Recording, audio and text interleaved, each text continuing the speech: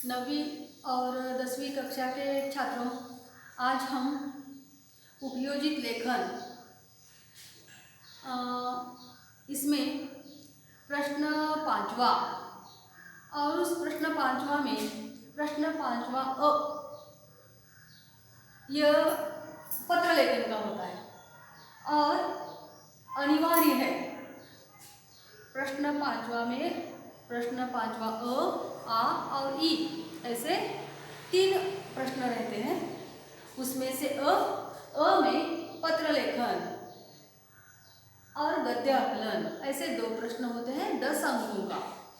तो यहाँ पहला है उसमें से पत्र लेखन। पत्र लेखन के लिए कुल 5 अंक दिए जाते हैं।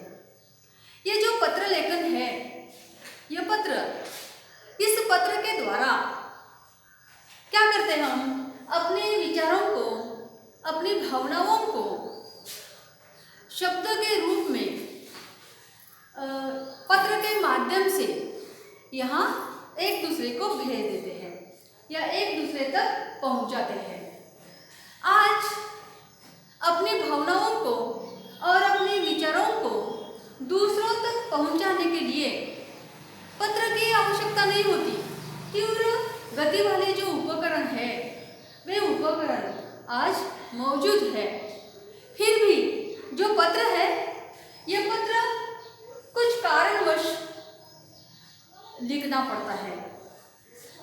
यहाँ पहले की अपेक्षा आजकल पत्र हम कम लिखते हैं, लेकिन आवश्यकता के अनुसार पत्र लिखना ही होता है या लिखने की आवश्यकता होती है। तो यह पत्र लेखन एक कला है। कम से कम शब्दों में हम अपने विचार दूसरों तक पहुंचाते हैं। यहाँ एक प्रभावशाली माध्यम पत्र है और इसके अनुरूप भाषा का प्रयोग हम इस पत्र के जरिए करते हैं। यानी कम से कम शब्दों में अपने जो विचार है, वे विचार दूसरों तक पहुंचाने की कोशिश करते हैं। इसीलिए हमें पत्र लिखना आज भी आवश्यक है। ये जो पत्र है, ये पत्र, इनके 2 प्रकार है पत्र लेखन के। पहला प्रकार है औपचारिक और दूसरा प्रकार है अनौपचारिक। ये पत्र के 2 प्रकार हैं। ये जो औपचारिक पत्र है, इस औपचारिक पत्र में हम किसी ऑफिस से संबंधित यहाँ पत्र लिखते हैं। इसे हम औपचारिक पत्र कहते हैं। और यह अनौपचारिक में घरेलू जो पत्र है, उसके अनुरूप हम या घरेलू पत्र यहाँ हम लिखते हैं। इसे हम अनौपचारिक पत्र लेखन कहते हैं। तो यहाँ ये जो 2 पत्र है, इन 2 पत्रों के प्रारूप हमें पहला देखना है। उसमें से पहला देखना है हमें औपचारिक पत्र लेखन। इस औपचारिक पत्र का प्रारूप कैसा होता है? औपचारिक पत्र का प्रारूप कैसा होता है? सबसे पहले औपचारिक पत्र में दिनांक लिखना अनिवार्य है। दिनांक के बाद प्रति, यहाँ जिसे हम पत्र लिख रहे हैं उसका यहाँ पता लिखना आवश्यक है।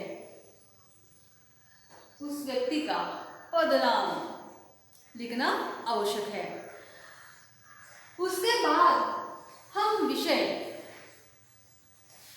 और विषय के बाद संदर्भ देना आवश्यक है। उसके बाद हमें महोदय यानी किसी बड़े व्यक्ति के प्रति आदर प्रकट करने के लिए या संबोधित, उस आदरणीय व्यक्ति का आदर संबोधित करने के लिए हम महोदय ऐसा शब्द प्रयोग करते हैं। उसके बाद हमें विषय विवेचन करना है। यानी जिस विषय के बारे में हमें पत्र लिखना है, वह पत्र का विषय यहाँ उसका विवेचन इसमें यहाँ हमें देना है। उसके बाद पत्र का समापन करते करते समय बाईं ओर भौतिक या भौतिक कहते हुए नीचे हस्ताक्षर कर देना है। इस हस्ताक्षर में क्या करना है? तो पहला नाम, उसके बाद पता और उसके बाद ईमेल आईडी। तो ईमेल आईडी लिखना आवश्यक है, क्योंकि आजकल हम पत्र ईमेल के जरिए भेजते हैं। पहले जमाने में हम पत्र लिख के लिफाफे में डालते थे और लिफाफे पर पता लिखकर हम उन्हें पोस्ट कर देते थे।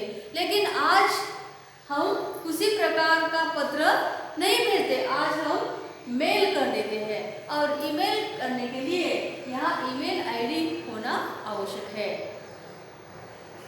यह रहा औपचारिक पत्र का प्रारूप। उसके बाद जो दूसरा पत्र है अनौपचारिक पत्र। इस अनौपचारिक पत्र का प्रारूप हमें देखना है। इसका प्रारूप कैसे रहता है? यहाँ भी सबसे पहले दिनांक लिखना अनिवार्य है। उसके बाद संबोधन, व्यक्ति के अनुरूप हमें यहाँ संबोधन, उसकी व्यक्ति की आयु उनके अनुरूप हमें यहाँ संबोधन और उसके बाद अभिवादन लिखना आवश्यक है। यहाँ जो प्रारंभ है, प्रारंभ करते समय जिसे हम पत्र लिख रहे हैं उसका कुशलक्षेम सबसे पहले पूछना आवश्यक है। उसके बाद पत्र का यहाँ इस अनौपचारिक पत्र में विषय विवेचन यानी उद्देश्य के अनुसार हम जो पत्र लिखते हैं उसका विवेचन यहाँ लिखना है। उसके बाद पत्र का समापन करना है। समापन करते समय यहाँ भी हस्ताक्षर कर आवश्यक है और उसके बाद नाम लिखना आवश्यक है। उसके बाद पता और उसके बाद ईमेल आईडी। तो ईमेल आईडी लिखना आवश्यक है। क्यों? तो हम आजकल जो पत्र भेजते हैं वे ईमेल से भेजते हैं, इसके कारण हमें ईमेल आईडी की आवश्यकता होती है। तो बच्चों, यहाँ ये जो पत्र लेखन है, इस पत्र लेखन के जो प्रकार है और उसमें से पहला औपचारिक और दूसरा अनौपचारिक, इन दो पत्रों के प्रारूप हमने देख लिए हैं कि अनौपचारिक पत्र का प्रारूप किस प्रकार का होता है और औपचारिक का किस प्रकार होता है और अनौपचारिक का प्रारूप किस प्रकार का होता है। यह प्रारूप आप अपने नोटबुक में लिख कर रखिए। कल हम ये जो पत्र है इस पत्र के बारे में अधिक जानकारी प्राप्त करेंगे।